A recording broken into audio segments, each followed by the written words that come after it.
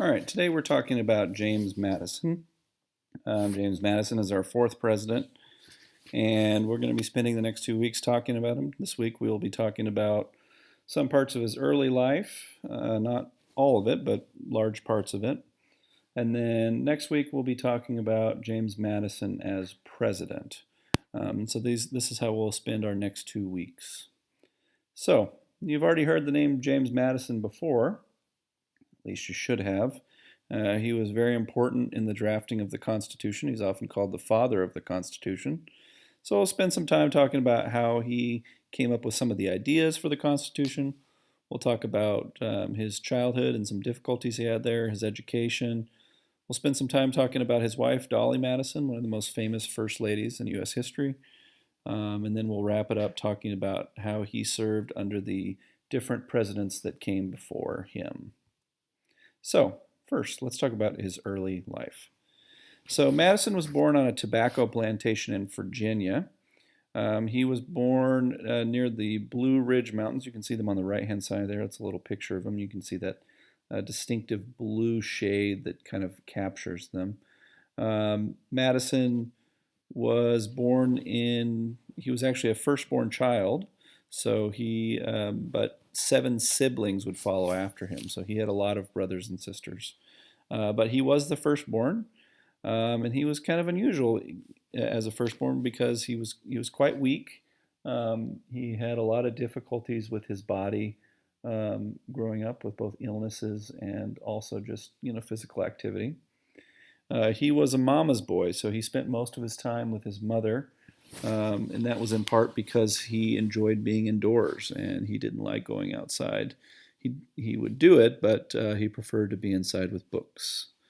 Throughout his childhood, he suffered from seizures. You might not know what the word seizure is or what it means. A seizure is when your body basically goes into a state of contraction where you shake and just basically go into a state of shakes and body convulsions.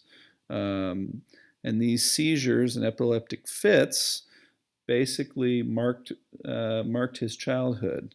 Although we don't know because we can't examine his body, it's believed that these epileptic fits and seizures came from anxiety.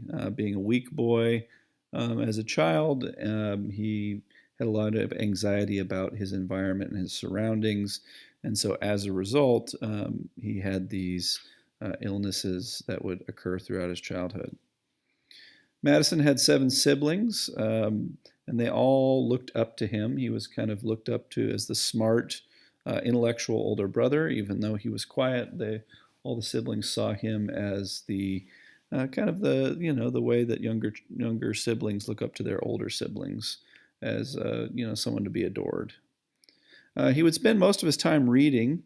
His mother was highly involved with his education. She would give him books, and he, during his childhood, taught himself Greek and Latin. So he was a very, very smart young man. He enrolled at the age of 16 at Princeton. Princeton had a different name back then. The name is escaping me, but he spent 2 years there at Princeton. He chose to study languages and philosophy, and he finished it very quickly, like I said, in 2 years, which is unusual, and it's very fast. But he didn't have enough time. He didn't feel like he had enough time at college, so even after he graduated, he stayed and continued to study at Princeton. Ultimately, he didn't really know what he wanted to do, so he decided to pursue a profession that had high status. And when I say status, status is basically how people view you and your job. So, for example, today in our society, people view doctors and lawyers as important, high-status jobs. And so if you say you're a doctor or lawyer, people will be impressed by you. And so he chose a high-status job as well. He tried to become a lawyer. Ultimately, though, which is typically what happens when people choose careers based on the status, he got bored with the job. He didn't like the kind of work that was involved with being a lawyer. and he spent the time studying with it, but he decided to move on. So it's a couple takeaway points from his early years in education. Um, One, he is a deeply intellectual introvert. He dealt with obvious physical limitations, excuse me, that caused him, might be related to him wanting to spend more time indoors studying. And he was very bright. He was the top of his class in college, and he would bring those intellectual skills to how he would ultimately be involved with the making of the Constitution. So after he gave up on the law job, he decided that he would try working for government. So he ran and joined a committee of safety in 1777. A committee of safety is basically a group that meets regularly to ensure that their community is safe, whether through policing or the environment. And, there's lots of conflicts with Native Americans. And so a lot of it had to do with just making sure that the community was safe. After that, he got a job in the local legislature. So he was a congressperson for Virginia. And that's ultimately where he met Thomas Jefferson. He met Thomas Jefferson there, and he would continue to work with Thomas Jefferson throughout his career on many different projects. He continued to work with Thomas Jefferson, and when the conflict started with Great Britain, he joined the Congressional Congress, and got quickly involved with both the Declaration of Independence as well as the Articles of Confederation government. So he was very quickly involved with the highest parts of government. And so, serving in the Continental Congress, he was known as always being the one who was prepared. So many people from the Continental Congress remember him as showing up with lots of notes and lots of books and having lots of preparation in order to fulfill his duties as a congressperson. Ultimately, in the Constitutional Convention, he was the one that would come up with the three branches of government. We're going to talk about that more in a minute, but that came from a lot of study. In the months leading up to the Continental Congress, he spent many days and if not months, in the library studying ancient philosophy, studying other ancient governments, studying Enlightenment ideas of freedom and democracy and rights, and ultimately decided that the best form of government was a three-branch government. And his plan was called the Virginia Plan. It came with the two-part legislature of the House of Representatives and the Senate, as well as the three branches of government that would balance each other out. The rest of the members of the Continental Congress were very impressed with him and ultimately called him the father of the Constitution for coming up with many of these ideas. However, he rejected rejected the title of the father of the Constitution, even though if you pushed him, he probably would have admitted that most of the ideas had come from his preparation. So after the Continental Congress had finished and drafted the Constitution, it had to be ratified by the states. And so that means that each state would get a copy of the Constitution, this new form of government. They would have to decide whether they would approve it or not and decide to join this union with the other states. And there was lots of people who disagreed with many of the ideas in the Constitution. And so what Madison decided to do was he would write a series of newspaper articles defending the new Constitution. The newspaper articles would basically explain the reasoning why they chose to create a government like our government. And so ultimately, many scholars and many people believe that these articles they wrote, which would later be collected and called the Federalist Papers, would help to get the Constitution ratified by the rest of the states. You guys probably remember from your Constitution test that following the beginning of the Constitution, there is a thing called the Bill of Rights. The Bill of Rights are the first 10 amendments that protect individuals' rights from a government.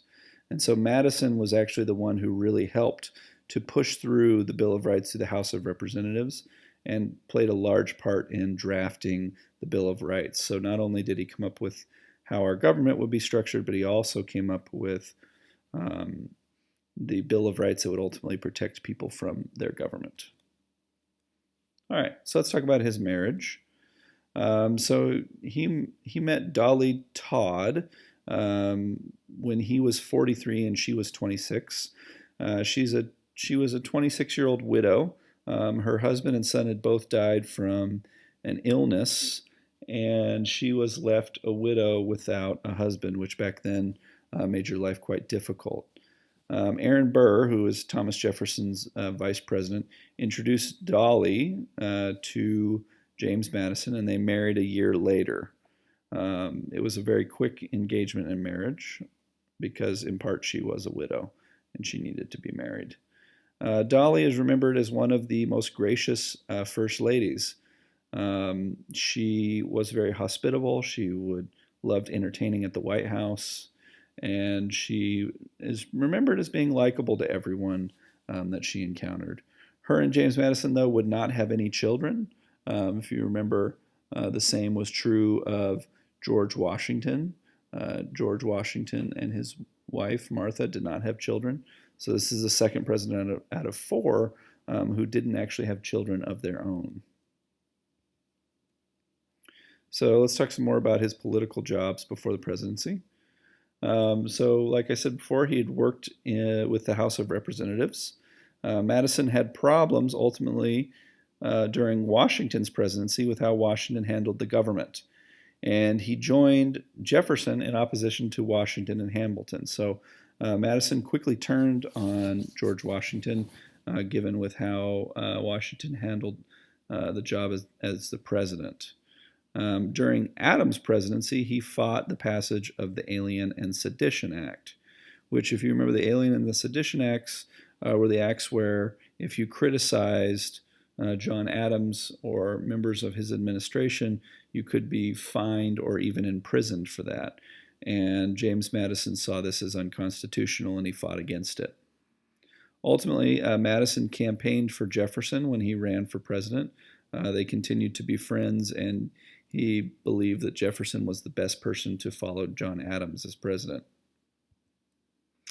During Jefferson's presidency, he served as the Secretary of State. And Secretary of State, we still have that office today. Secretary of State is someone that works for the president that serves as their basically advisor on all matters related to foreign affairs, dealing with other countries. Madison, as the Secretary of State, was one of the biggest advocates for the Louisiana Purchase. This happened during Jefferson's presidency. It was where Napoleon Bonaparte sold the United States a large chunk of land in the Midwest for $15 million, and Madison was instrumental in making sure that that happened. Madison had such a strong presence in Jefferson's administration that many people believed that Madison was telling Jefferson what to do. But if you remember, Madison was also a very quiet guy, so he wasn't one to show off or to make public that he had a large role in many of the decisions. At the end of Jefferson's presidency, ultimately it was determined that Madison should be his successor as president in 1808. So the big picture here for James Madison is he is a quiet, intellectual guy with a lot of great ideas. He was naturally very smart and also very loyal to his friends, maintaining the friendship and loyalty with Thomas Jefferson for almost 30 years. James Madison was instrumental in the Constitution, and we probably have Madison to thank more than anyone else for our current government and Bill of Rights as it is. And so James Madison, even before he became president, was one of the most important figures in American society.